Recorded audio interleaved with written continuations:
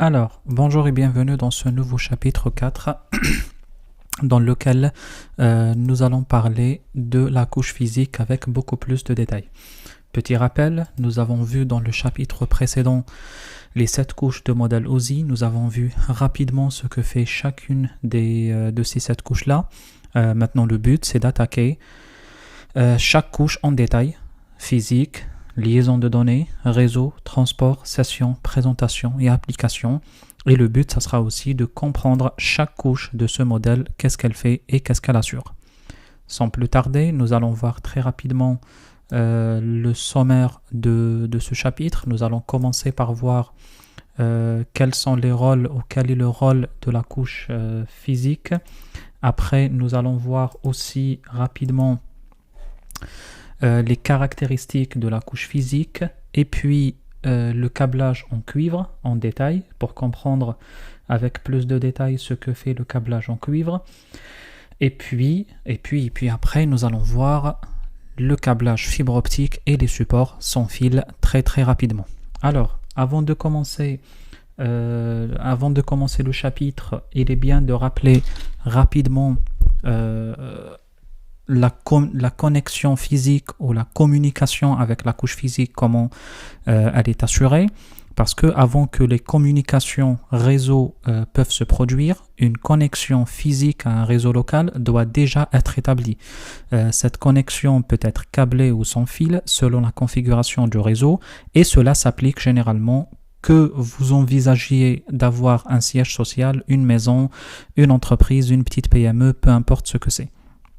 Alors, comment on peut se connecter sur un réseau? C'est grâce à une pièce très importante de réseau. C'est la pièce maîtresse de réseau sur les machines finaux qui permettent de rendre ces machines ou ces périphériques accessibles sur le réseau. C'est ce qu'on appelle la carte réseau, la NIC, Network Interface Card, ce qu'on appelle la carte NIC.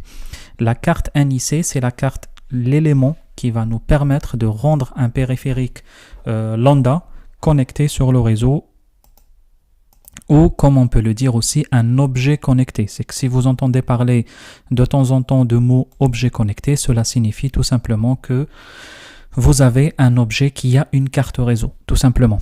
Alors, on peut voir très rapidement à quoi ressemble une carte réseau. On peut facilement aller voir sur Google et puis écrire tout simplement carte réseau.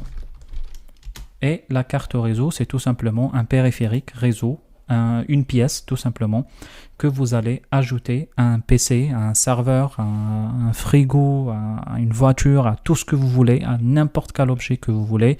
Et cette carte, elle vous permet d'avoir un accès au réseau tout simplement. Alors, une carte réseau, elle peut avoir une seule interface réseau, comme elle peut avoir aussi plusieurs interfaces réseau en fonction de la carte que vous souhaitez acheter. Et aussi, les cartes réseau que vous avez peuvent avoir différentes vitesses, peuvent être très rapides, comme peuvent être aussi beaucoup moins rapides en fonction de ce que vous souhaitez, le prix que vous payez, etc., etc. Nous allons voir tous ces détails en avançant dans la formation. Alors, nous avons vu cela, il faut voir après à quoi se caractérise la couche physique de modèle OSI. Nous avons parlé très rapidement de la couche physique, on a dit aussi que la couche physique, c'est la couche qui permet de transporter des bits sur le support réseau. Cette couche accepte une trame complète de la couche liaison de données et la code sous la forme d'une série de signaux transmis au support local. C'est la dernière étape de processus d'encapsulation, ça vous rappelle quelque chose aussi. Et puis, le périphérique suivant dans le chemin d'accès à la destination va recevoir les bits et réencapsule le cadre et puis décide quoi en faire. Rapidement, nous allons voir quelles sont les normes de la couche physique. On connaît quelques-unes. On a parlé de la norme ISO à l'époque. On a parlé de toutes ces normes d'ailleurs. On les connaît toutes. Le but, ça sera de voir un peu en avançant dans la formation que fait chacune ou chaque norme ici et quel est le rôle de chaque norme. Par exemple, ISO, EIA, TIA, nous allons voir que c'est la principale norme de la couche physique et de câblage UTP. les 3E, les TE, etc. C'est des organismes mondiaux qui gèrent et qui assurent aujourd'hui la partie liée à la normalisation de la couche physique et des supports de transmission sur le réseau.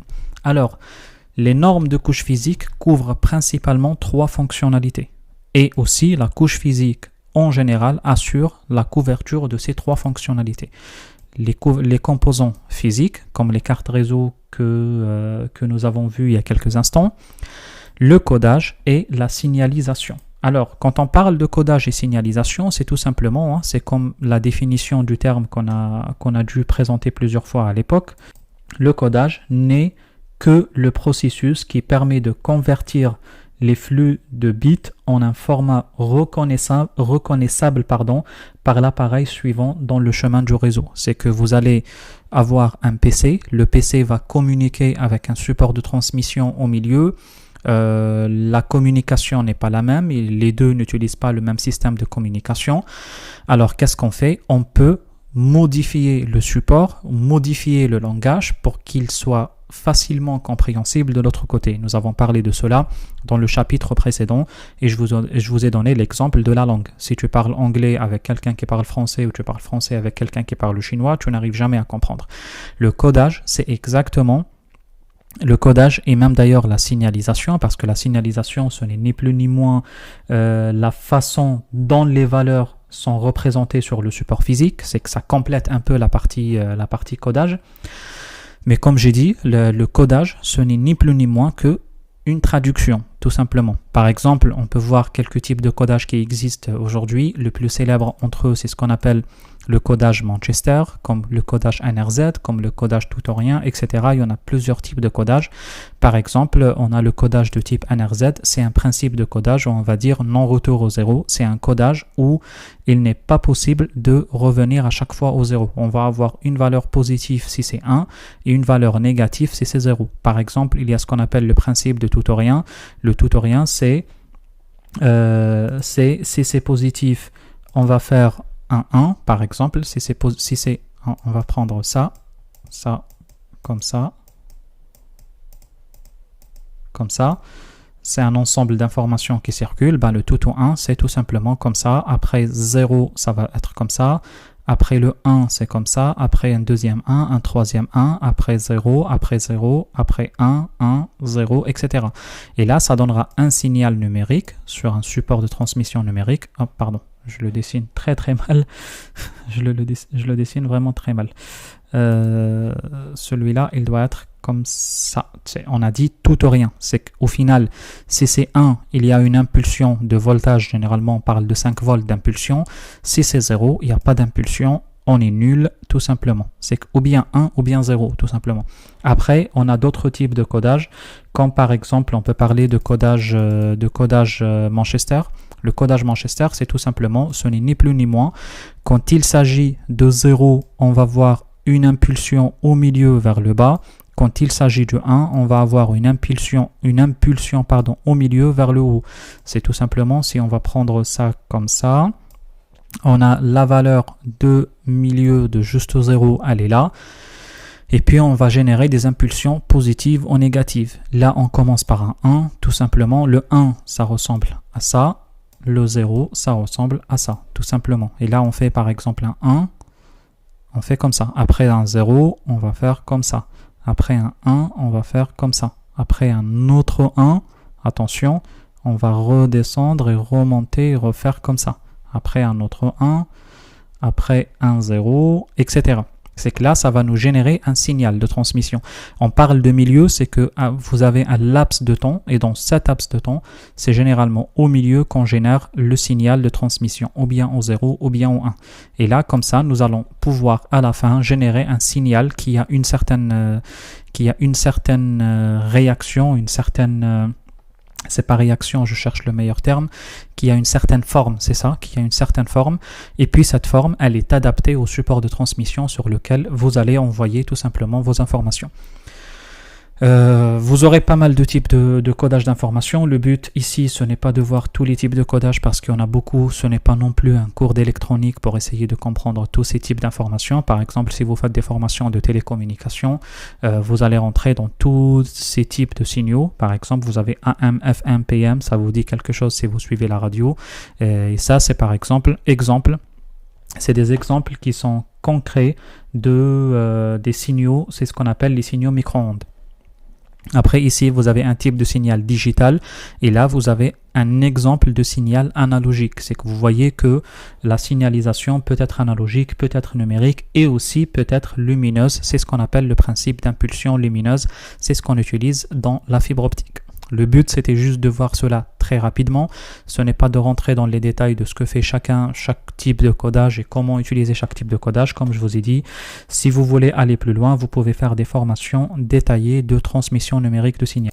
Ces formations vous permettent de créer ce qu'on appelle une chaîne de transmission de A à Z en passant par les fameux multiplexeurs, le mot que je n'arrivais pas à prononcer la fois passée, mais aussi voir les différents types de signaux numériques qui existent et même de signaux analogiques qui existent en traversant les différents types de supports de transmission jusqu'à arriver à une destination spécifique. Pour comprendre que tout cela, c'est un domaine de compétences à part, c'est une compétence carrément à part, mais le but d'une formation CCNA, ce n'est pas de comprendre cela, mais c'est de juste savoir que ça existe et très rapidement à quoi cela ressemble.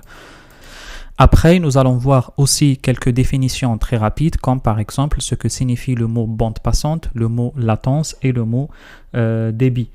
Je pense que bande passante, ça vous dit pas, c'est un mot que vous entendez tous les jours, mais peut-être pour certains, ils ne savent pas trop ce que signifie. C'est que tout simplement, la bande passante, c'est quelle est votre capacité ou quelle est la capacité d'un support à transporter des données. C'est en quelque sorte, je vais vulgariser un peu le terme, je vais dire le débit maximum. Vous avez une porte, quelle est la bande passante de la porte? C'est exemple, à un instant T, combien de personnes peuvent sortir sur cette porte? 2, 3, 5, 10, je ne sais pas quelle est la largeur ou la longueur de la porte, mais principalement la largeur. Et c'est ce qui fait que combien de personnes peuvent sortir de cette porte à la fois. C'est un peu le débit maximum, c'est au maximum combien on va pouvoir faire passer de données, du trafic sur un support de transmission spécifique. C'est ça ce qu'on appelle la bande passante. Et aussi, on a un autre terme qui s'appelle la latence. C'est un terme que vous allez entendre plusieurs fois dans cette formation. C'est tout simplement, c'est le temps, y compris les retards nécessaires pour que les données circulent d'un point donné A à un point donné B. Tout simplement, c'est le temps nécessaire pour la transmission entre les différents points. Et puis, vous avez le débit. Le débit, c'est un peu la mesure du transfert des bits à travers le média sur une période de temps donnée et spécifique. C'est un peu combien ça prend à l'instant T. La bande passante, c'est combien ça peut passer en théorie ou ça peut passer en général. Comment ça se calcule le débit ou la bande passante? Il se calcule tout simplement en utilisant les unités de mesure. La plus petite s'appelle bit et quand on dit bit, c'est tout simplement 1 au 0. Pas plus que ça. C'est l'unité fondamentale de la bande passante. Ça peut être 1, ça peut être 0. Si on parle électronique, c'est impulsion électrique ou pas d'impulsion électrique. C'est ce qu'on appelle le langage binaire. Il y a ou il n'y a pas. Ça ne peut pas avoir entre les deux. C'est qu'il y a une impulsion électrique ou il n'y a pas d'impulsion électrique. Ou sinon, si on parle de langage informatique, c'est qu'il y a une donnée ou il n'y a pas une donnée. Le 1, c'est qu'il y a quelque chose. Le 0, il n'y a rien du tout. Et quand on parle de 1 bit, c'est que tout simplement, il y a un bit. C'est la valeur la plus petite, la moins importante de bande passante qui existe. Après, il y a kilo, méga, giga, tera. C'est tout simplement à chaque fois, on multiplie pas, on fait la puissance 3. C'est qu'un kilobit, c'est 10 puissance 3 bits. 1 mégabit, c'est 10 puissance 6 bits. 1 gigabit, c'est 10 puissance 9 bits. Et 1 terabit, c'est 10 puissance 12 bits.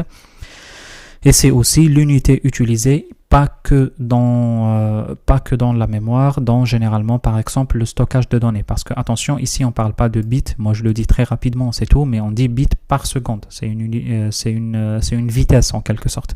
C'est bits par seconde, attention, c'est pas que bits. Parce que bits, quand on dit 15 bits ou 15 kilobits ou 15 mégabits, c'est la taille, la superficie, un peu l'espace de stockage. Par contre, quand on dit 15 kilobits par seconde, là, on ne parle pas d'espace de stockage, mais on parle plutôt de bande passante. C'est qu'il faut surtout faire attention à cela. C'est un élément très important. Alors, rapidement, on va voir maintenant, après cette phase ou étape introductive, nous allons voir le plus important du chapitre, c'est le câblage, cuivre, fibre optique et les supports de transmission sans fil. Quand on parle de câblage, c'est qu'on parle tout simplement d'un câble, d'un support qui permet de relier 2, 3, 5 périphériques. Le plus important, le plus connu des câbles qui existent sur le marché, c'est le câble à cuivre. C'est ce qu'on appelle les câbles cuivre, c'est ce qu'on appelle un peu dans le langage réseau de tous les jours les câbles RJ45. C'est tout simplement le câblage en cuivre, c'est le type de câblage, comme j'ai dit, le plus couramment utilisé dans les réseaux d'aujourd'hui. Pourquoi? C'est qu'il y a des raisons derrière. Un, il est très peu coûteux, il est pas du tout cher, il est très facile à installer, ça présente une très faible résistance, ce qu'on appelle à la circulation du courant électrique, mais aussi que la plupart des supports de transmission utilisés, des cartes réseau utilisées aujourd'hui, le supportent aussi. C'est que tout simplement, c'est le câblage le plus simple, le plus facile, le plus rapide, mais bon, quand on a tous ces avantages, il y a certainement des inconvénients cachés derrière.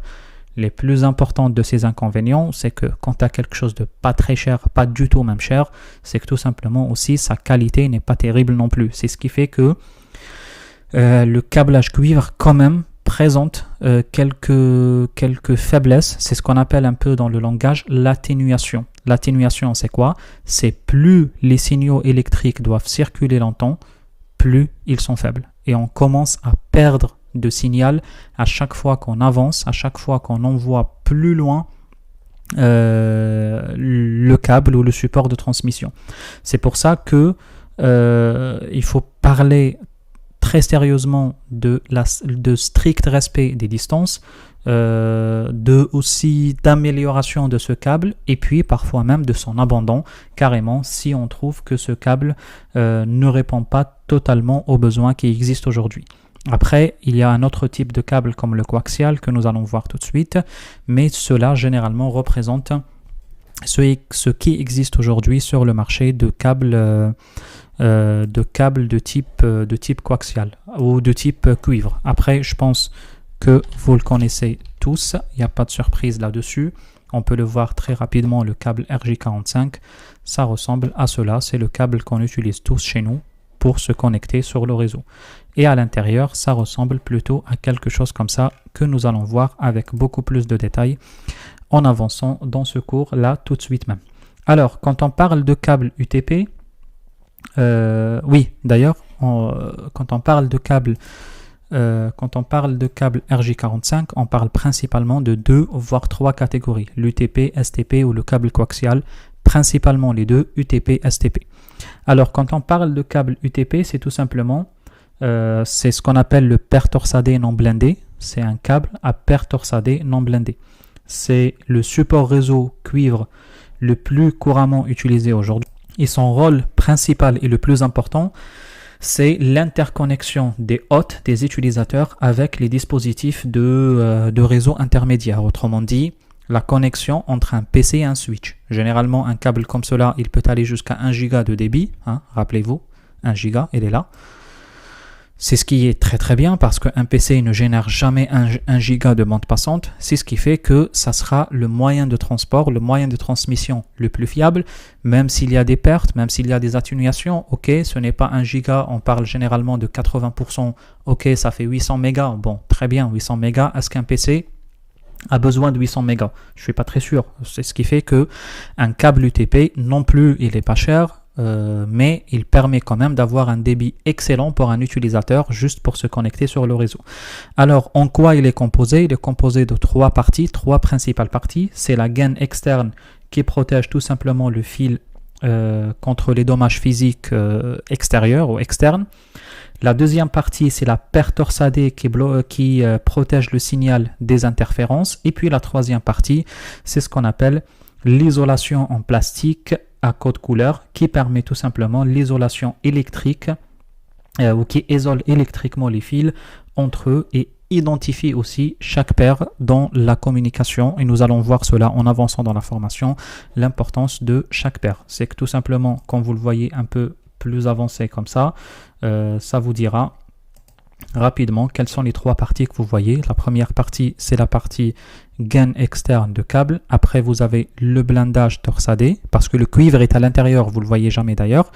Et puis la troisième partie, qui est encore à l'intérieur ici, c'est tout simplement la partie qui permet l'isolation en plastique à code couleur.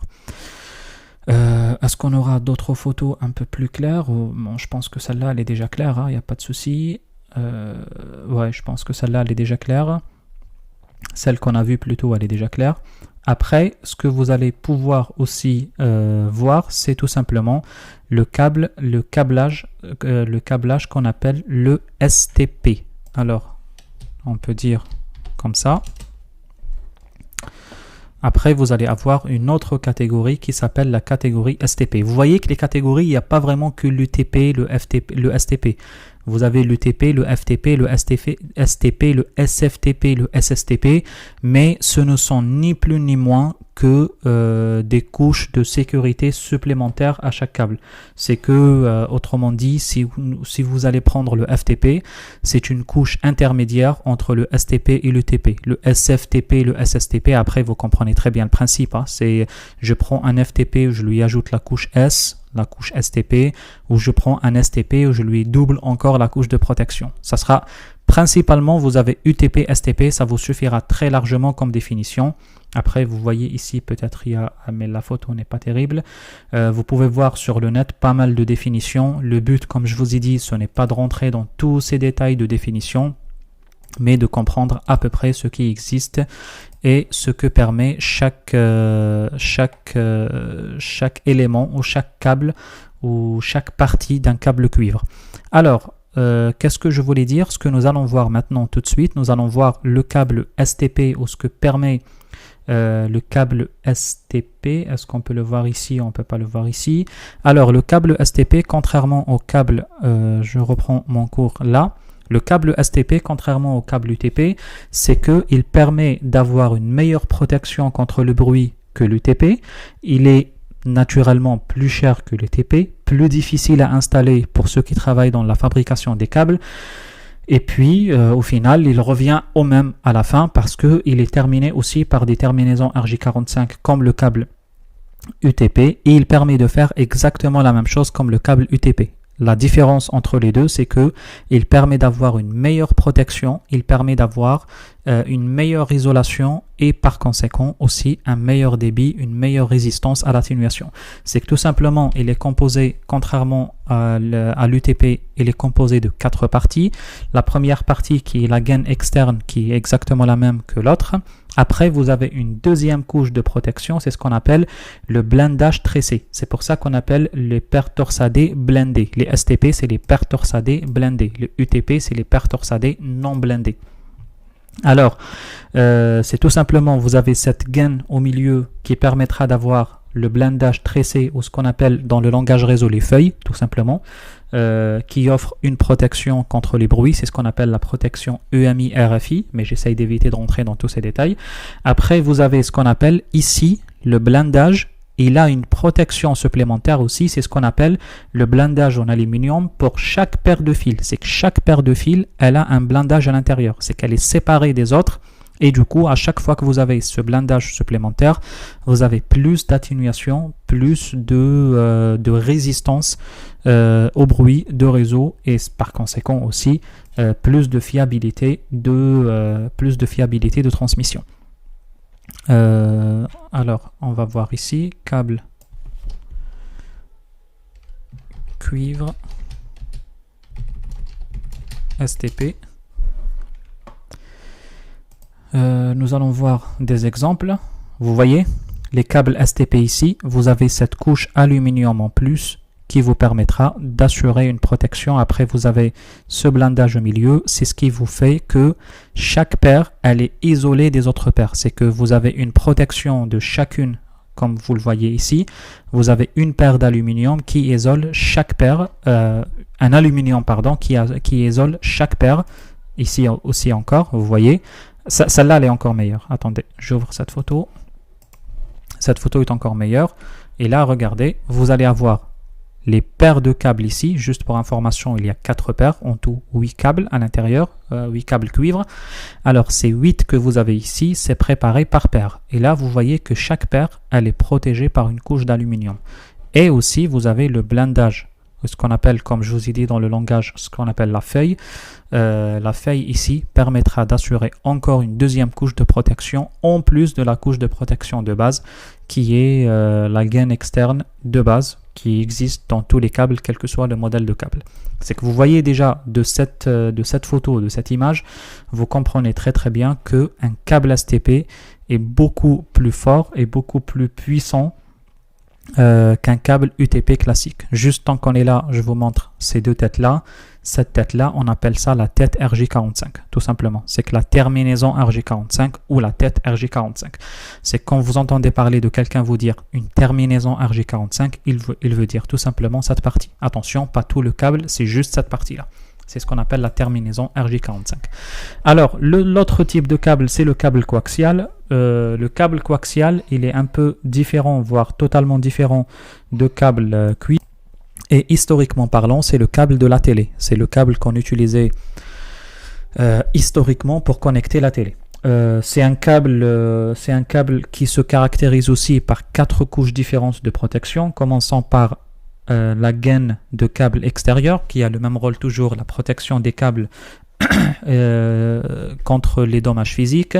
La deuxième partie, c'est ce qu'on appelle la tresse de cuivre tissée. Et puis, une troisième partie, c'est ce qu'on appelle la couche d'isolation en plastique flexible. Et la quatrième partie, c'est le conducteur, et autrement dit, le conducteur en cuivre, autrement dit, le câble directement, ou le câble en soi. On peut voir un exemple ici. Câble coaxial. Un câble coaxial, il ressemble à cela. Cette photo-là, elle représente, c'est la meilleure représentation d'un câble coaxial et de 4 couches d'un câble coaxial. On peut ouvrir l'image dans un nouvel onglet.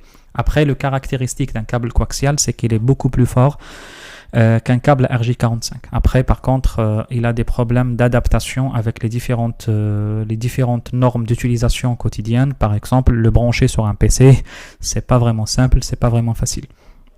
Par contre, pour des connexions Internet, vous entendez peut-être parler d'Internet coaxial qui reste quand même d'un débit fiable et d'une qualité assez fiable.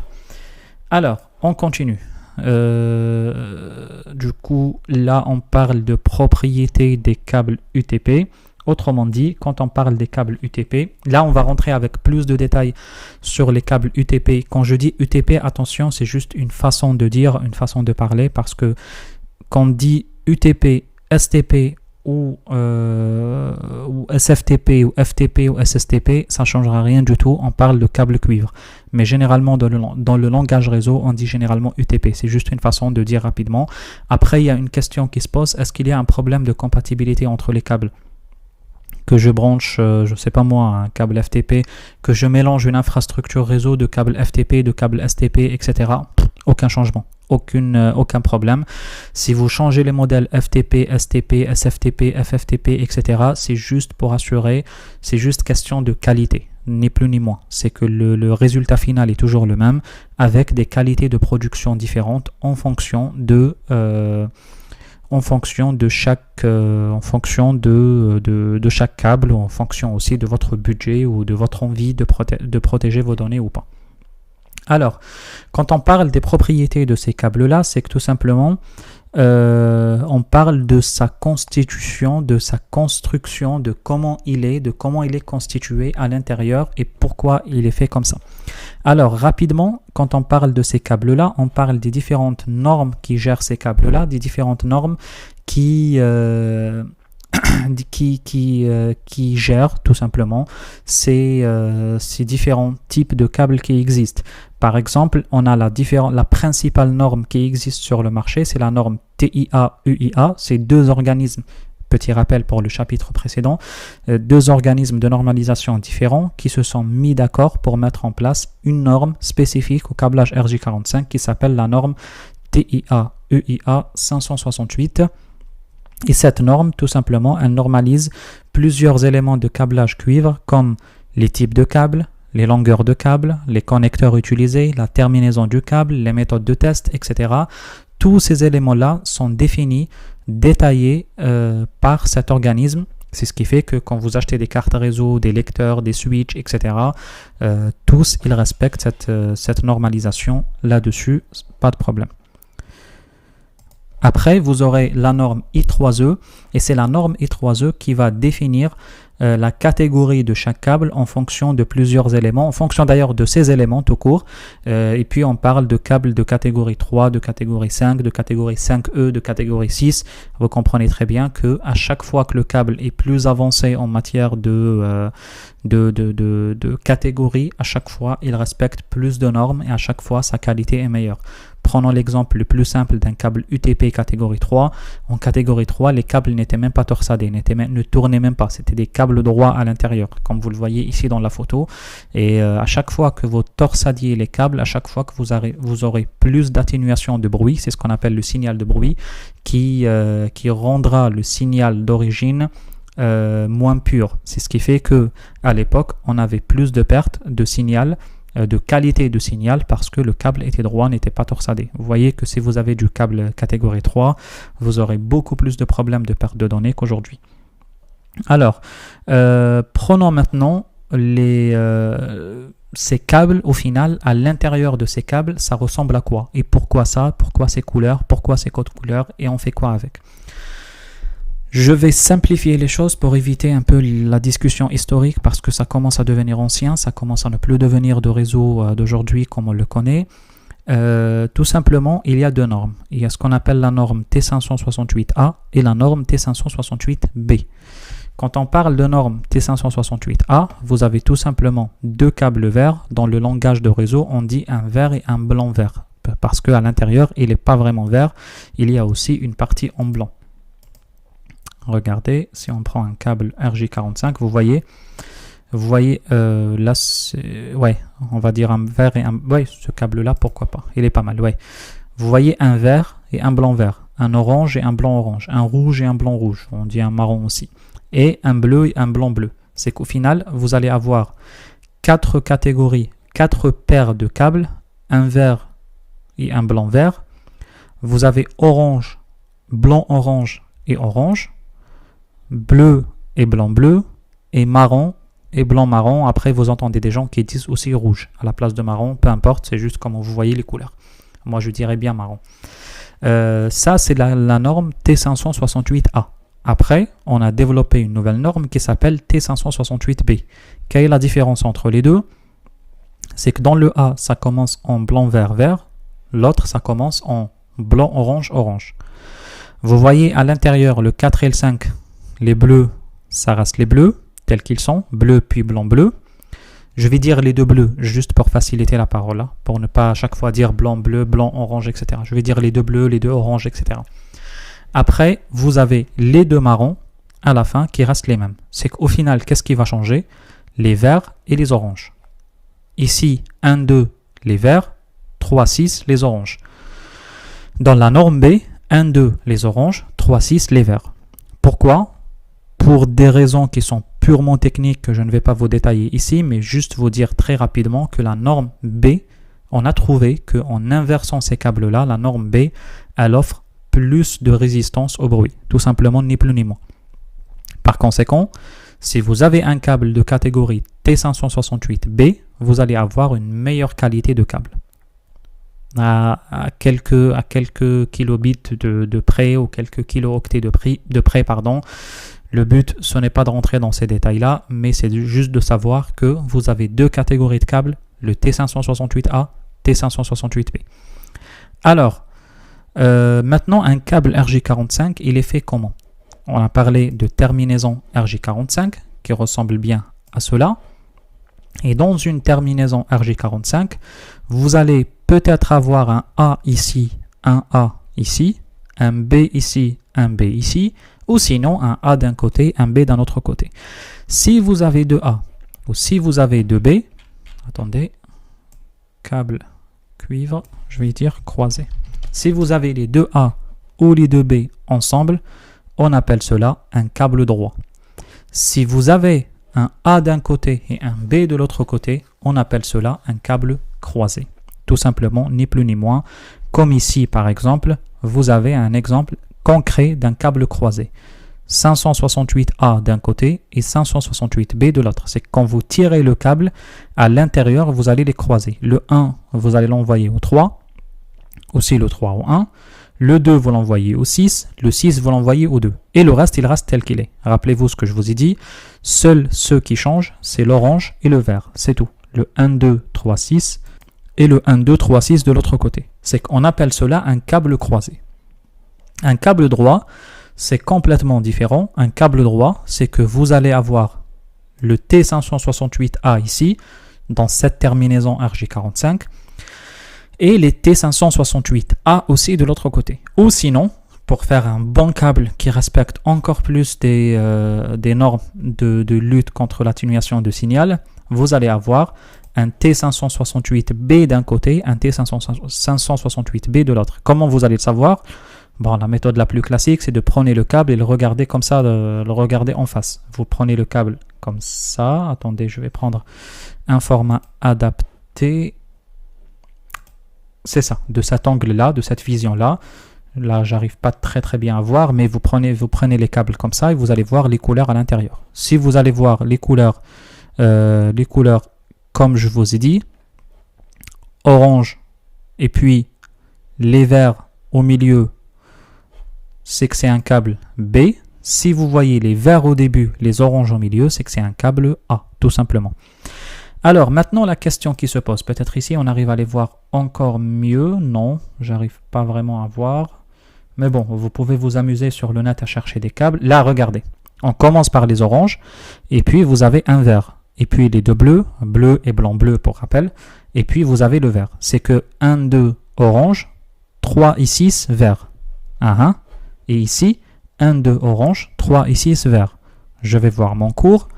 1, 2, orange et 3, 6, vert. Autrement, c'est quoi ça? C'est un câble croisé, tout simplement. C'est un câble droit de T568B. C'est ce qu'il faut comprendre. Après, vous pouvez, comme je vous ai dit, vous pouvez vous amuser à regarder les câbles comme vous souhaitez. Là aussi, regardez, on commence par les deux oranges. Autrement dit, aussi, on est dans une norme T568B. Il faut voir aussi de l'autre comment il est pour savoir est-ce que le câble est droit ou est-ce que le câble est croisé. Maintenant, la question qui se pose, quand est-ce qu'on utilise? Là aussi, c'est pareil. Bon, vous avez compris le principe, on ne va pas rester là longtemps. Maintenant, quand est-ce qu'on utilise un câble droit? Quand est-ce qu'on utilise un câble croisé? Très honnêtement, je tiens surtout à vous dire que cela, c'est de plus en plus ancien. Ça commence à devenir ancien. Mais bon, ça existe toujours parce que les entreprises ne vont pas changer leurs équipements réseau tous les jours. Mais pour la nouvelle génération des équipements réseau, il y a une nouvelle fonctionnalité qui s'appelle Auto MDX. Je vais vous l'écrire ici, Auto MDX, MDIX. La fonctionnalité Auto MDX, ça consiste tout simplement à détecter automatiquement les catégories des câbles à l'intérieur et de faire l'inversement s'il faut faire un inversement. C'est que tout simplement, quand est-ce qu'on utilise un câble droit, quand est-ce qu'on utilise un câble croisé, il n'y a pas de surprise, hein. On utilise un câble droit pour l'interconnexion des équipements de catégories, de couches différentes de modèles OSI, et on utilise un câble droit pour le câble croisé pour l'interconnexion de même catégorie d'équipement ou de même type d'équipement. Attention, on prend ici par exemple un PC, on l'interconnecte à un switch. Ici, un PC, on l'interconnecte à un routeur, etc. Ici, un switch, on va l'interconnecter à quoi? On va l'interconnecter à un routeur. Alors, quel type de câble on utilise? Un câble droit. Deux couches différentes, un câble droit. La même couche, un câble croisé. C'est tout. C'est très simple à voir et à comprendre. Pourquoi je dis ça? Parce que le switch, c'est un équipement de couche 2 de modèle OSI. Rappelez-vous, je vous ai parlé de couche liaison de données et je vous ai dit la couche liaison de données, c'est la couche de réseau local. Le principal équipement d'un réseau local, c'est le switch. Le routeur, c'est le principal équipement des réseaux étendus. Il se situe dans la couche 3 de modèle OSI, la couche réseau de modèle OSI. C'est ce qui fait que quand je parle de 2 et de 3, je parle de deux couches différentes, alors j'utilise un câble droit. Ici, j'ai routeur avec routeur, c'est même catégorie, même équipement. Sans trop réfléchir, je peux utiliser un câble croisé. PC a un switch. PC, c'est un équipement de couche 7. C'est un équipement applicatif qui génère des applications. Sauf que dans le langage réseau, on ne va pas au-delà de 3. C'est normal parce qu'au-delà de 3, ça reste un équipement de couche 3 en quelque sorte. Il n'y a pas plus que 3. On rentre sur le réseau dans la couche 3. Au-delà, avant le 3, on n'est pas dans le réseau, on est dans l'applicatif. Du coup, on considère tout ce qui est supérieur à 3 comme du 3. Ok? C'est ce qui fait que on va dire que le PC est un équipement de couche 3. Avec le switch qui est un équipement de couche 2, on va écrire switch ici. Alors, 3 avec 2, c'est comme ici, un câble droit. Pareil, le PC, qu'est-ce qu'on a dit? C'est couche 3. C'est couche 7, attention, hein. C'est couche 3, avec le routeur qui est aussi de couche 3. Alors 3 avec 3, qu'est-ce qu'on va dire? Un câble croisé. Ok? Ça, c'est la définition classique, mais avec, comme je vous ai dit, la fonctionnalité nouvelle qui s'appelle AutoMDX. Grâce à la fonctionnalité AutoMDX, aujourd'hui, on ne parle plus d'un câble droit et d'un câble croisé, on parle tout simplement d'un inversement ou de croisement plutôt. Attendez, je vais effacer ce que j'étais en train d'écrire. On assure un croisement automatique. Croisement automatique. Ok? Et c'est ce qui nous permet d'avoir, par exemple, un câble croisé pour ça. Ça passera sans aucun problème, à condition, attention, que l'équipement que vous avez, il supporte la fonctionnalité AutoMDX et que la fonctionnalité AutoMDX soit activée sur l'équipement. Parce que si elle n'est pas activée, ou elle n'est même pas là, elle n'est même pas supportée, non, dans ce cas-là, il faut respecter ce que j'étais en train d'écrire ici. C'est que c'est un élément très important à savoir et à comprendre, et ça vous permettra très facilement de vous retrouver sur quel type d'équipement vous branchez, quel type de câble exactement. Alors, là, je commence à faire longtemps, 42 minutes. C'est pas grave, ça sera exceptionnellement une des vidéos les plus longues de la formation, mais on terminera carrément le chapitre. C'est qu'il n'y a pas de souci aussi. C'est qu'au lieu de faire 2, 3, 4 vidéos petites, on va faire une seule longue vidéo d'1 heure peut-être, et on terminera tout le chapitre d'un seul coup. Excusez-moi pour cette longueur. Alors, un autre type de câblage aussi, c'est ce qu'on appelle le câblage à fibre optique. Quand on parle de câble à fibre optique, c'est tout simplement, c'est le câble qui permettra de prendre le signal numérique que nous avons et va le convertir dans un premier temps à ce qu'on appelle un signal optique. Et puis, ce signal optique, on va le transmettre sur le réseau. Je pense que ça serait mieux d'arrêter la formation ici, d'arrêter la vidéo ici, parce que j'ai peut-être un peu plus d'explications à vous donner pour la partie fibre, et le temps risque d'être un peu plus avancé. Ouais, je pense qu'on s'arrête là. Je vais enregistrer une nouvelle vidéo pour la partie transmission à fibre optique. Bon courage.